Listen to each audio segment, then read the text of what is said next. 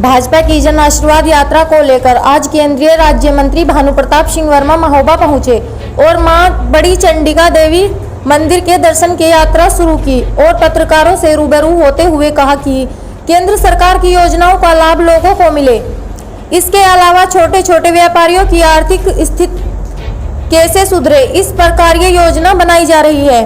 भाजपा की जन आशीर्वाद यात्रा को लेकर आज महोबा पहुंचे केंद्रीय राज्य मंत्री भानु प्रताप सिंह वर्मा ने सबसे पहले मां चंडिका देवी के दर्शन किए और महापुरुषों की प्रतिमाओं पर माल्यार्पण कर पत्रकारों से रूबरू हुए।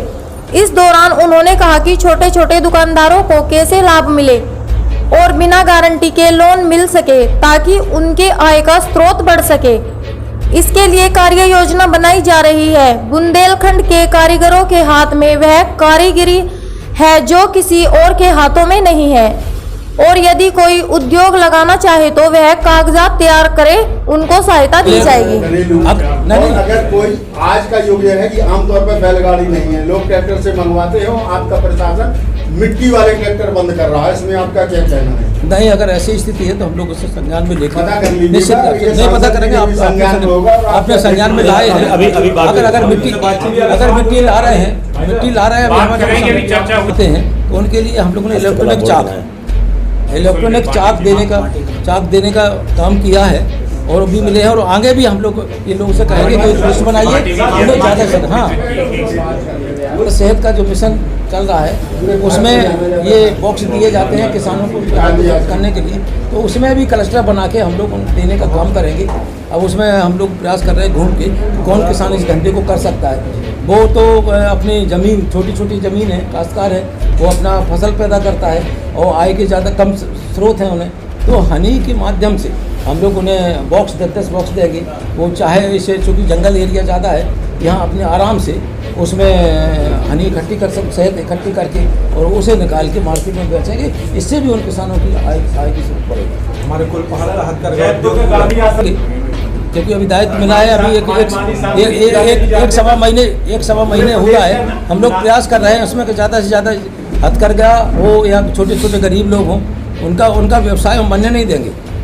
अभी हम लोग पूरे देश भर में जो जितनी भी यूनिटें लगी हुई थी, अभी जो कोरोना के कार्यकाल में कुछ यूनिटें शिफ्ट टाइप की होने वाली थी, तो उनकी सारी रिपोर्ट निकाल के और प्रधानमंत्री जी के द्वारा जो हम 20 करोड़ रुपए, 20 लाख करोड़ रुपए उनके पास था, उसमें से 3 लाख करोड़ रुपए इस MSME को दिया और इसमें 2,73,00,000 करोड़ रुपया, 2,73,000 लाख करोड़ रुपया इसमें ये मतलब MSME को दिया गया और यूनिटों को वो शिक ना हो सके और फिर उत्थान होकर काम कर सके।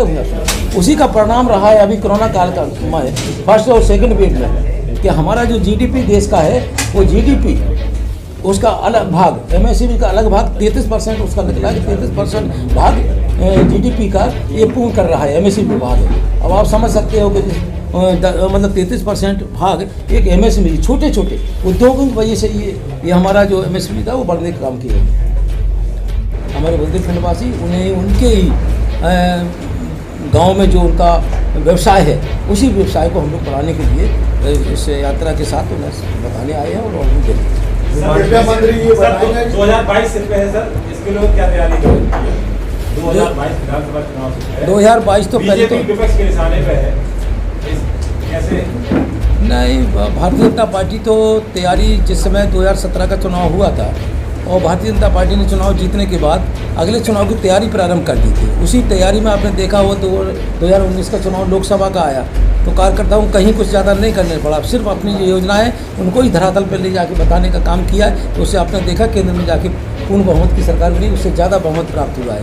अब उन्हीं कामों को वो आगे विस्तार के रूप में बढ़ाते हैं और कार्यकर्ता काम करते हैं, हमारे जनप्रतिनिधि काम करते हैं, हम सब लोग मिलकर काम करते हैं। जब हम लोग पहले से ही काम करते हैं तो चुनाव के वक्त तो साधारणतः ये चीज़ें हैं, चुनाव लड़ना, क्योंकि सेवा भाव लेकर हम लोग काम करते हैं। तो सेवा भाव से ही अगर काम करते रहते हैं और कभी ये भी चिंता नहीं करते कि हम लोग क्या कर रहे हैं क्या नहीं कर रहे हैं, बस सिर्फ सेवा भाव लेकर काम करते हैं। क्योंकि पार्टी का भी उद्देश्य है, अंत्योदय योजना के मतलब जो हमारा पंडित दीनदयाल उपाध्याय का ध्येय है कि अंत्योदय योजना के अंतर्गत जो पंक्ति में अंतिम व्यक्ति पे जो व्यक्ति खड़ा है, गरीब है, उसे कोई देखने वाला नहीं है, वो उसी का हम आह्वान भारतीय जनता पार्टी कार्यकर्ताओं से, नेताओं से भी करते हैं कि जो पंक्ति के अंतिम छोर पर जो व्यक्ति, गरीब व्यक्ति खड़ा है, वो किसी संप्रदाय का हो, किसी जात का हो, उसे लाभ मिलना चाहिए जो उसका लाभ का हकदार है। जी, आप बुंदेलखंड को बिलोंग करते हैं और बुंदेलखंड राज्य का मुद्दा बहुत पहले से आप इस मुद्दे से कहाँ तक सहमत